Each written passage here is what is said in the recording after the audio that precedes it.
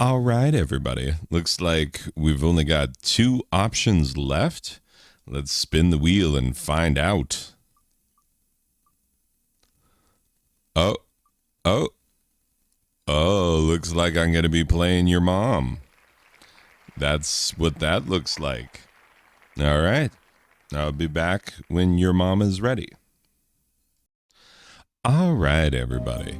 So, for the king. Yeah, that's right. Sorry, your mom, busy. Anyway, so we're going to play for the king instead of your mom. Uh, but, yeah, I was not fully prepared for how much I would like everything about this game. It's got these great, polygon style graphics. That just it gives it a certain charm. If you're someone who came up in the polygon era of, like your Final Fantasies and whatnot, this is going to have a certain charm that you're going to be like, okay, all right, I see you. I see what you're doing. So the entire game takes place on a hexagonal grid, and you are turn-basing your RPGs. Very standard, right? Very, we get it, we understand. But there are so many little wrinkles to this game, so much depth, so many things that you can do. I barely scratched the surface of what you can actually do in this game because it is options aplenty. As you go through, there's obviously loot. There is, there are enemies that you can encounter or try to sneak past or try to,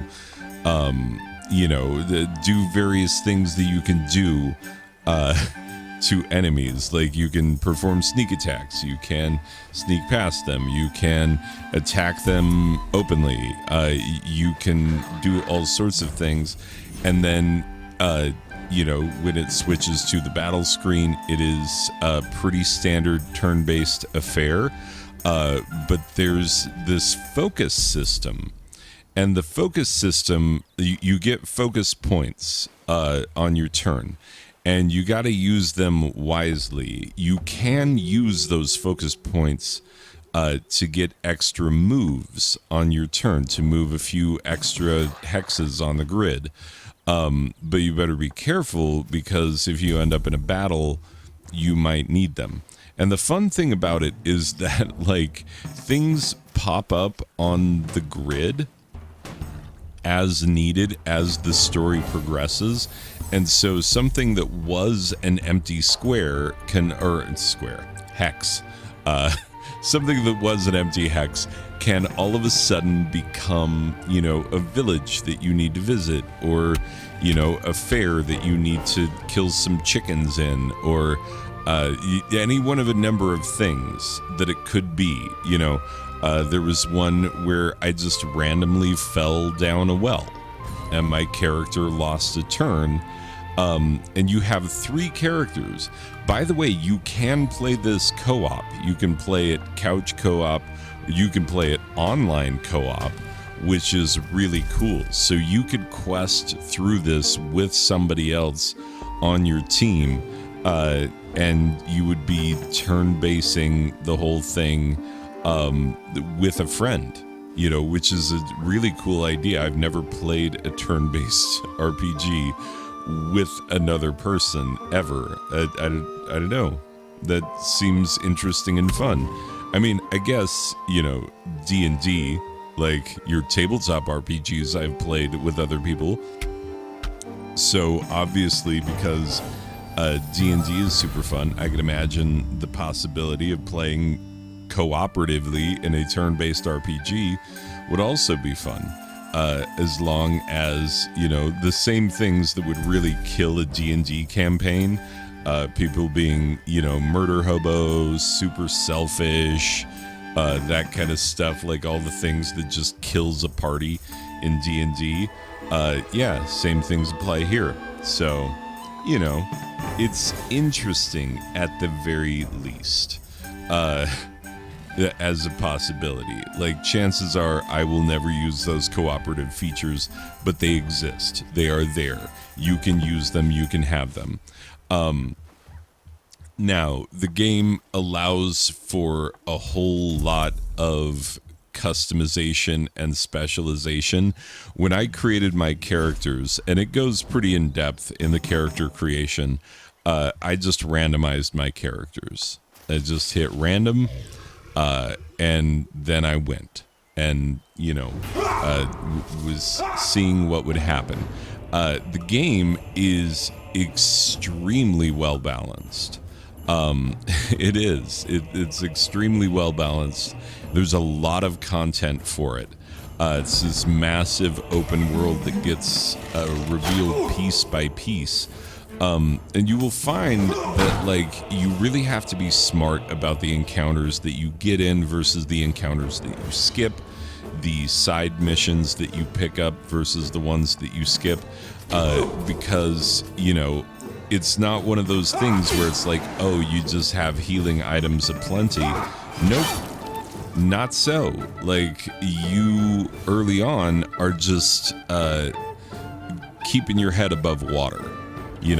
Keeping your party healed enough to get to where they need to go, but not so healed up that they can just take on every single enemy on the board all at once, which is why I'm not clearing the board, and why in some cases I'm opting to sneak past enemies rather than to encounter them openly, just because it could be a problem. Now, when you go into attacks and whatnot, you can have your full party there if they are close enough. But if they have done something stupid like fallen down a well and lost a turn, then you're only going to have the ones that are within a certain hex distance of the attacking party. And that becomes an issue. You really do have to plan out those open board attacks. There are also, and you will probably not see footage of this because I just kept playing this game. I just kept going and going and going because it was so much fun. I was really enjoying myself.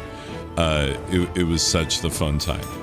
And so there are dungeons, little mini dungeons, which you have to clear out. And this I encountered after I got the deed to a boat. And then I took my boat out, and I was afraid, so I sailed it very close to shore. And as I was sailing close to shore, they're like, oh, it's a dungeon. Your party has to clear this out, and you can't go again until you do. And so I went in and cleared it out. And the dungeons present themselves very similar to the old school, point and click style RPGs. Think the early Elder Scrolls games where you're advancing one screen at a time. But obviously the graphics on this are a little better than those old school, than, playing like Daggerfell or whatever, those early Elder Scrolls games, or just any of the many RPGs in the early days of RPGs that would go like, okay, you would have advanced one screen and this is what it looks like. It's better graphics than that, so you get a better sense of the dungeon than you do on some of those old games where you've really got to be using your imagination to make it come to life because the graphics are not quite there yet. No, the graphics in this one are very much there, and I do love the fact that they chose an older style, like the polygon style, because they could have made these characters, they could have looked like Trine characters, and used up the same amount of graphical capability. But they didn't. They had an aesthetic that they were going for. They went for it, and it totally works. And I really, really like it. And so, yeah, you and your little party, you travel around, and as you move, you are removing the fog on the land. And so, yeah, it's just you reveal more and more as you go along, and then you encounter more and more things and figure out what it is that you're going to do. There are, storyline advancing quest things that you have to do. And then there are optional things, because it's a big open world, big open grid. You can just go randomly attack people. And there will be random things that pop up at different times, and you might be like, ooh, a healer. Like, I could go visit the healer because that's a thing that I need to do. Or, little towns, and you can go into the town and they'll have all kinds of services, and they'll have a quest board, and they'll have things that you can do, things that you can engage. At every point in this game, there are a bajillion choices that you can make, but they do a really good job. Like the tutorial pops up over time. I don't know when exactly you're done with the tutorial. Because at every point that there's a new wrinkle to the game, dude pops up and he's like, oh, and by the way, here's how this works. Click if you acknowledge that you understand. And it's a really good way of getting you in.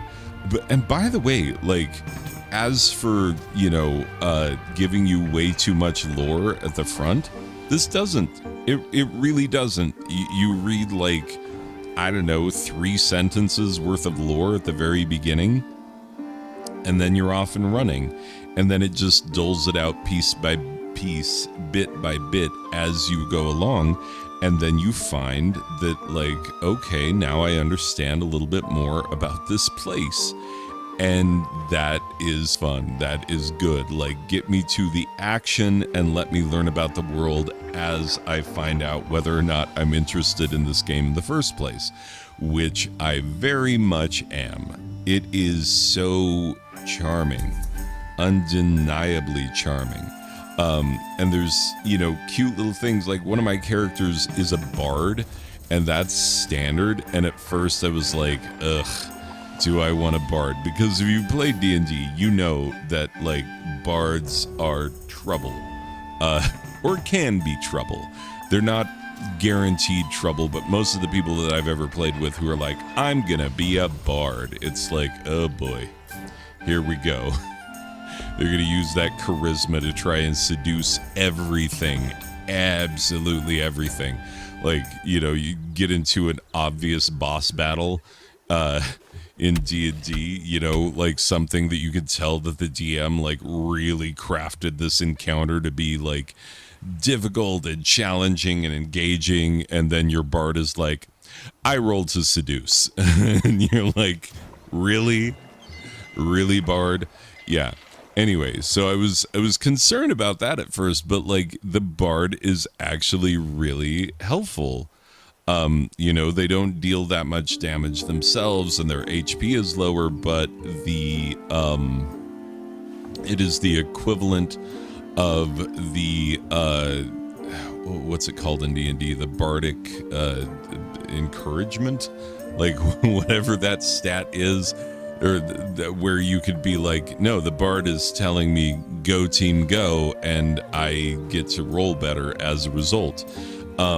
Yeah, that little feature works flawlessly, and so I found that I actually really enjoyed having a bard in my party, which is not always going to be the case in all games. And if you played a lot of RPGs, both tabletop and video game, you know that like bards are inherently problematic and can be, and your entire quest can rise or fall on the effectiveness of your bard.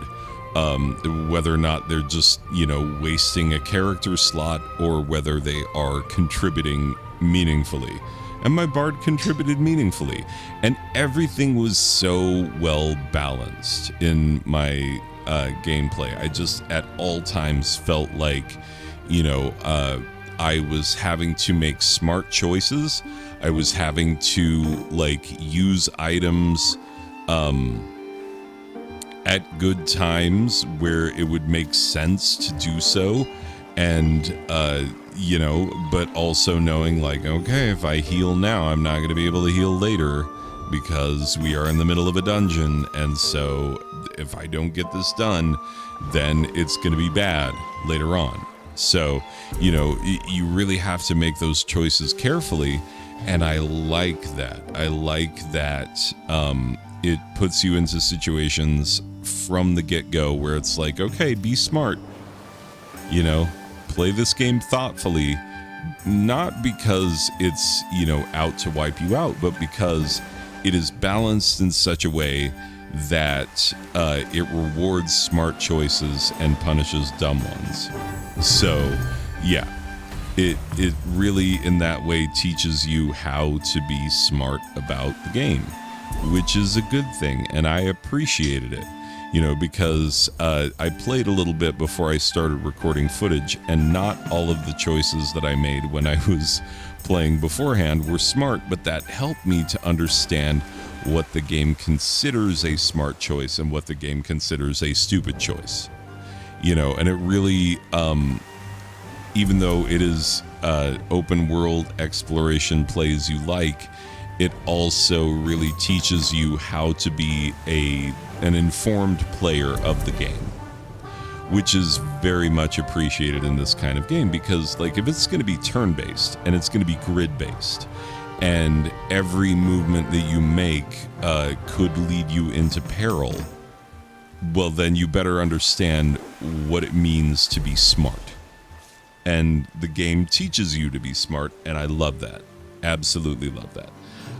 There is a reason why this game is so wildly positively rated on Steam. It is just beloved. People really love this game. And because they love this game, like they've released a ton of DLC for it. Like an absolute ton of DLC. And there is a thriving and active community. Ooh, hey now, some of these DLCs, I am looking right now, some of these DLCs are free, and some of them are discounted right now. The game itself is discounted right now, and so, yeah, it's a great time to get into this game.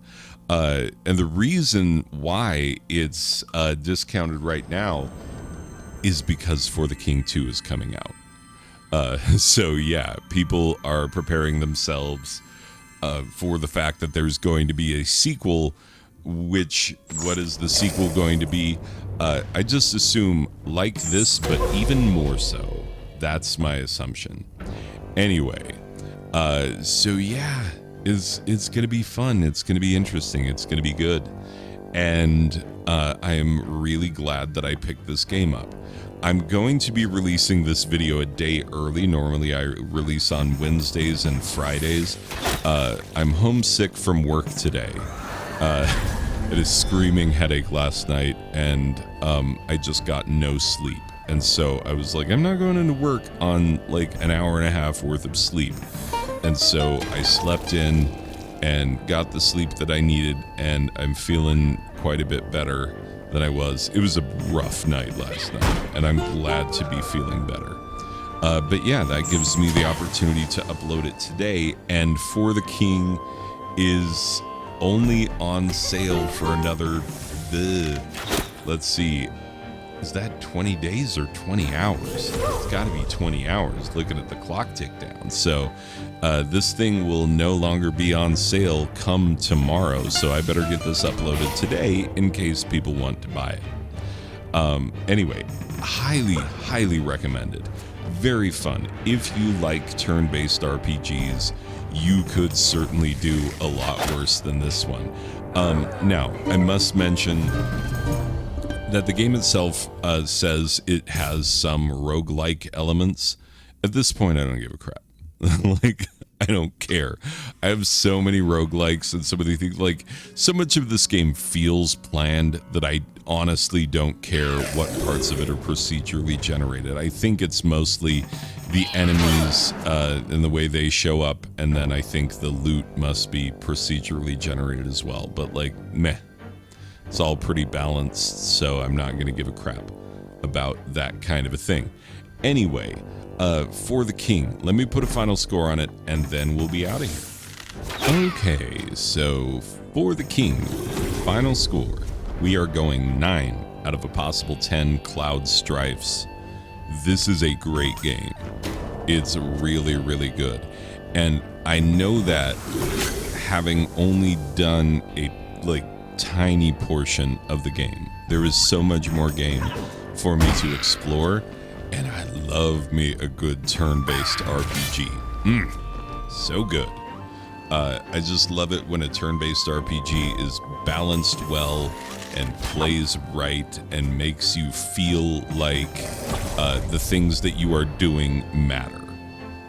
And this game does that so well. So well. Anyway, highly recommended. I'm going to try and get this video out while there is still time to buy it for $4.99, which is the current sale rate on this game. And For the King 2 is going to be out soon, so we shall see. Anyway, people, hope you enjoyed this one. I will see you in the next one. Okay, bye.